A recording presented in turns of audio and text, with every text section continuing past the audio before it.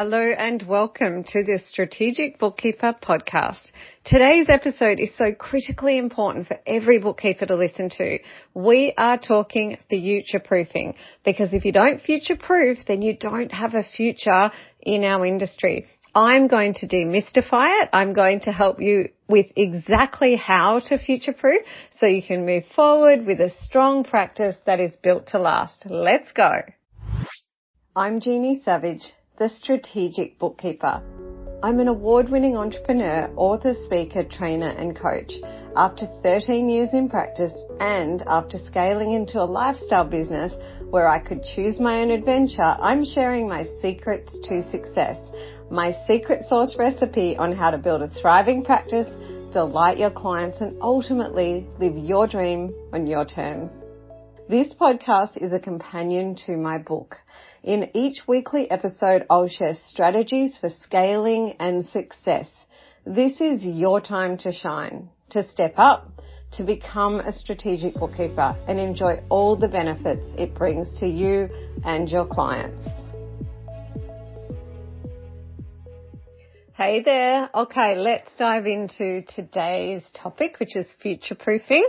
I really want to explain what it is, why you need to do it, and give you strategies. Definitely want to demystify it.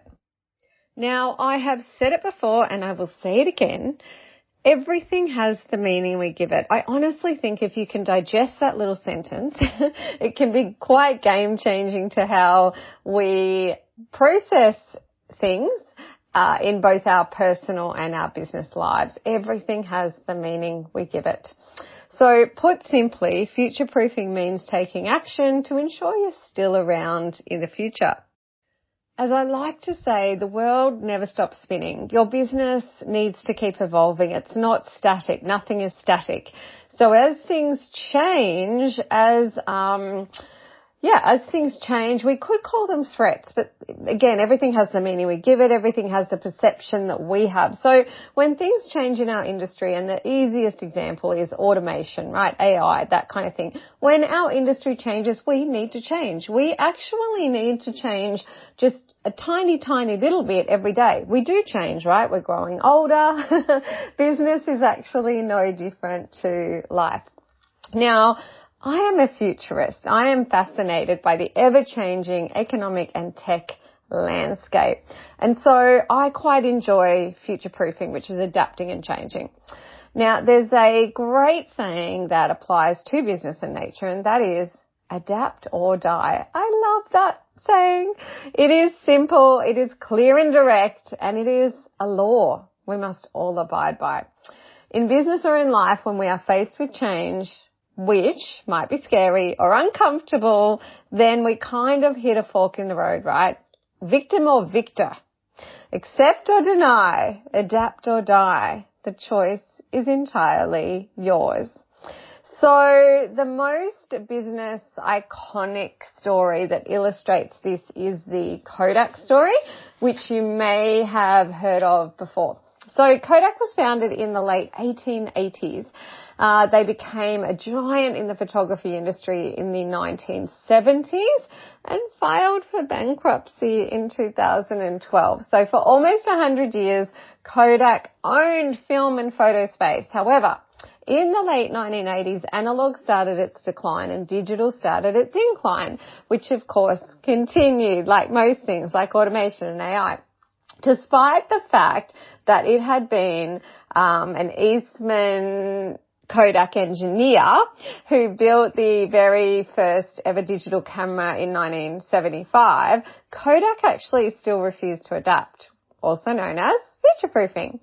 They believed that it wasn't necessary. In 1991, they finally released a digital camera, but it was too late, and they filed for bankruptcy in 2012. And sadly, there are many Kodak stories. Border Books is another, right? Around for 100 years. I remember going to Border Books, and they refused to adapt. They refused to start gathering a database of their loyal customers, and eventually they died. They just kept saying, no, we're just going to do it the way we always have. Well, nothing is static. The world is always turning. We need to continually adapt.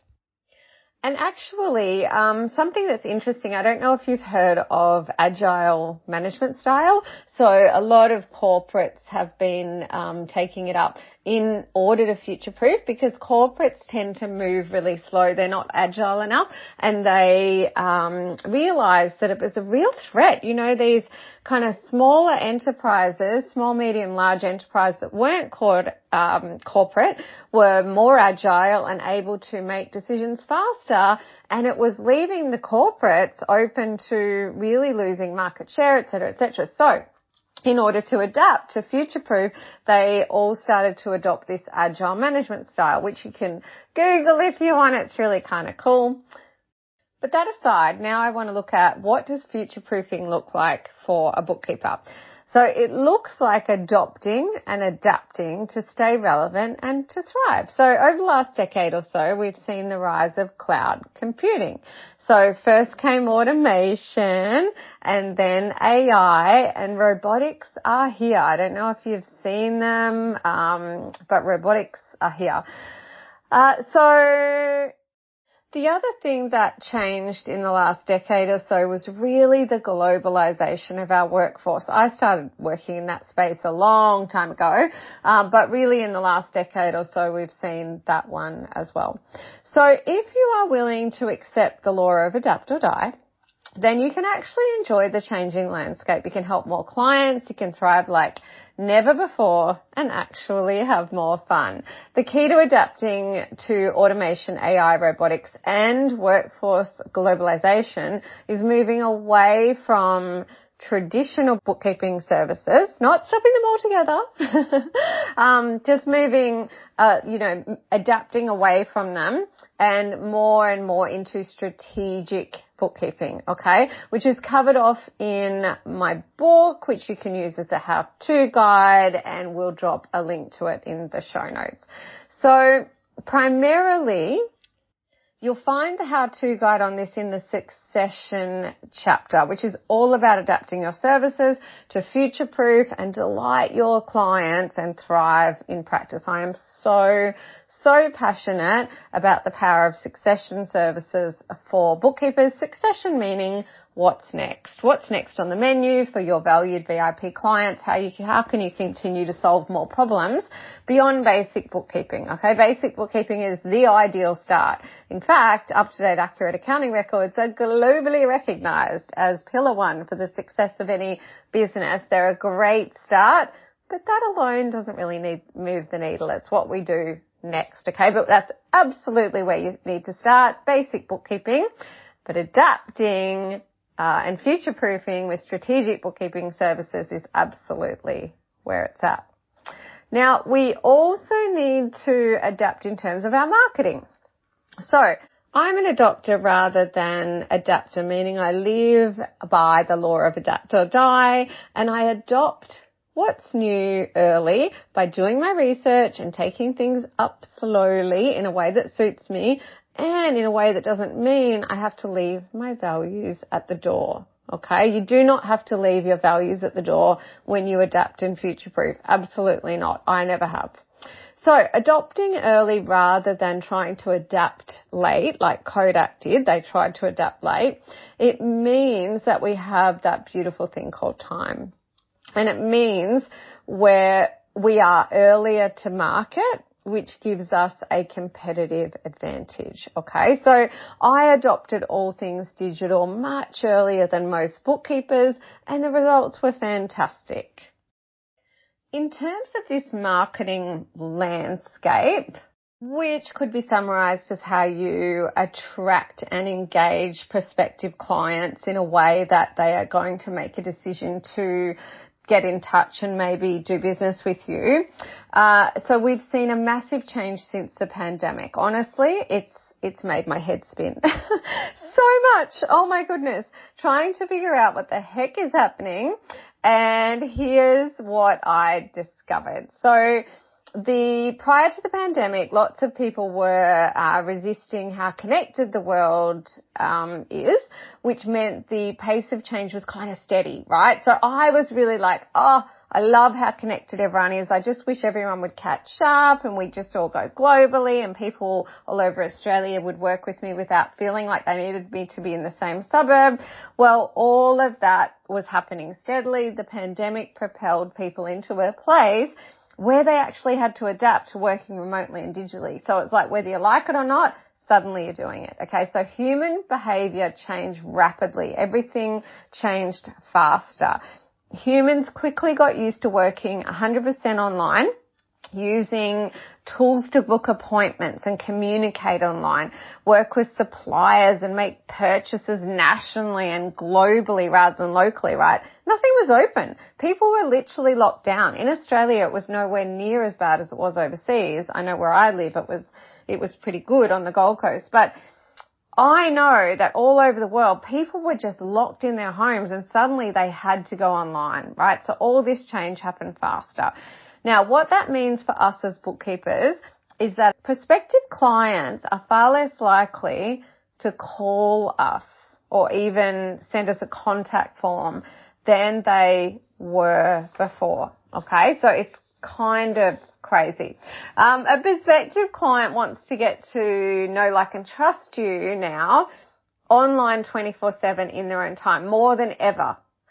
Prospective clients are still actually asking exactly the same questions, but they are not asking them directly. That is so powerful. I'm going to repeat that. So your prospective clients, your market, they're still scratching their heads and they're asking the same questions, but they're not asking you directly, right? They're asking themselves and they expect to be able to get their answers online in your brand sphere, which if you pick up my book, you'll read all about brand sphere.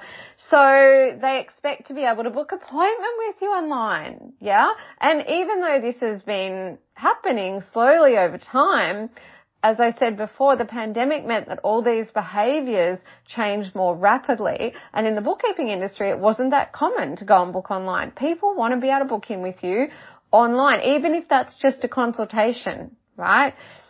So now this is great, but it's also challenging because our industry as a whole wasn't ready for this shift to fast forward like it did, okay? I certainly wasn't ready and I'm still adapting and I'm usually at the front of the pack here, but behaviour has changed really fast.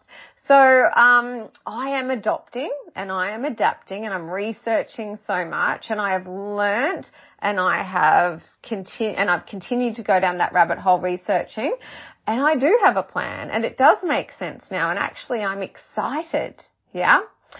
And to me, that's what future-proofing can be. It can be exciting. So to wrap up the two things that we covered in this podcast relevant to future-proofing and what you need to do. Okay, so the first thing is that you really do need to consider whether you're going to accept that you do always need to future-proof. Every business needs to. As I said, in nature, it is the same in business and life. We're just always constantly needing to adapt to survive and to thrive. Right? So that is the first thing, to accept that principle. And then what does future-proofing look like for bookkeepers? Very similar to any other business, and that is we just need to be tuned in to what's happening in our industry, the changes that are happening, and the things that are happening, we need to adapt to them. Now, primarily for bookkeepers, that has been automation, AI, robotics, and the globalization of our workforce. I could absolutely give you more.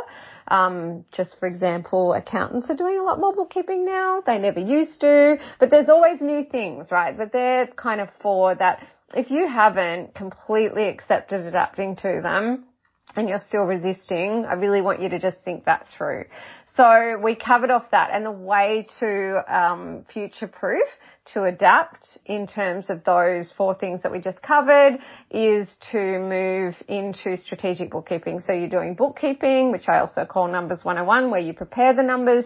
Strategic bookkeeping is more around what you do with those prepared numbers, okay? So investigating the numbers and solving more problems and just making sure that you don't become redundant, okay? So probably the opposite to being future-proofed is becoming redundant, okay, outdated, kind of thing.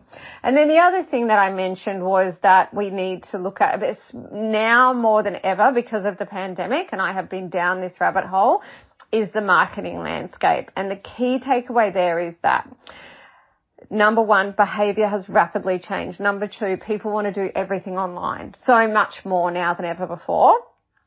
And number three, your market is still asking the same questions, but they're not asking them directly. Yeah. They're looking to get their questions answered online in your brand sphere. So that's the summary of today's podcast. Now I want to talk action. You know, I'm all about you taking action. So let's talk about that now. So first of all, if you haven't already read my book or you're not using it as a how-to guide, I would really, really highly recommend that, okay? As mentioned, the succession chapter is around those strategic bookkeeping services, but the whole book's going to be really helpful with this. Continue to tune into my podcast because I'm all about future-proofing, always have been, and I'll continue to help you. My socials will also help as well. I do have a program. You can check that out for more help.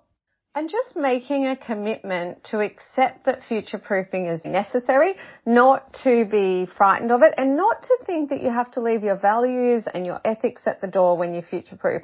If you're going to, for example, you're going to expand your team from being a local team in your own country to being a global team where you're recruiting from all different countries, that does not mean you need to leave your values or ethics at the door, okay? So just that mindset. I mean, mindset is so key to so much of what we do. Absolutely. So there you have it, your action items from today's podcast. I hope you enjoyed this episode. If you have a question you'd like answered on my podcast, please email me, hello@thestrategicbookkeeper.global. Did you know we have a private Facebook group called the Strategic Bookkeeper's Way? There you'll find bookkeepers just like you on the same journey where you can ask questions and get support. You can find more resources and how to work with me at thestrategicbookkeeper.global. All the links are in the show notes. Have a prosperous week and I'll see you in the next episode.